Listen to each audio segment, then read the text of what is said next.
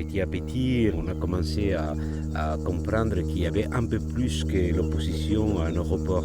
C'est un univers qui fait parler de lui à intervalles réguliers dans les médias. La zone de Notre-Dame-des-Landes attire ou fait peur.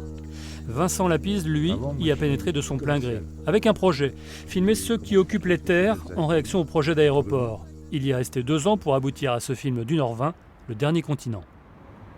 J'ai participé, donc j'étais à la fois observateur et à la fois je participais aux constructions, aux discussions, parfois dans les collectifs. Tout ça me permettait aussi de comprendre, quoi. Et le film, c'est un peu le résultat de cette recherche personnelle et des gens que j'ai croisés, quoi, finalement.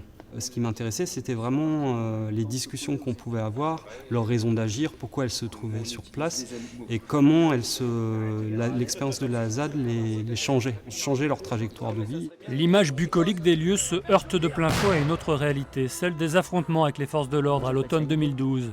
Aux côtés de ces paysans et zadistes engagés qui témoignent, le réalisateur s'en tient à son propos, la ZAD vue de l'intérieur. Empêcher les flics et les pelleteuses d'arriver ici. Donc pour les gens qui se font des idées de violence à outrance et tout ça, je trouve que c'est une bonne façon de venir voir ce qui s'y passe vraiment, tout ce qui s'y construit. On peut prendre du recul par rapport à ce débat-là et se dire que c'est avant tout des gens qui veulent réfléchir différemment et ce côté poétique était très riche, très intéressant. Réalisé avec peu de moyens, Le Dernier Continent a fini par trouver un producteur et un distributeur à qui l'on doit cette sortie en salle.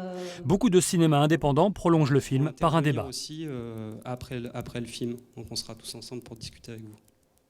Bonne projection. Bonne projection. Donc on sera tous ensemble.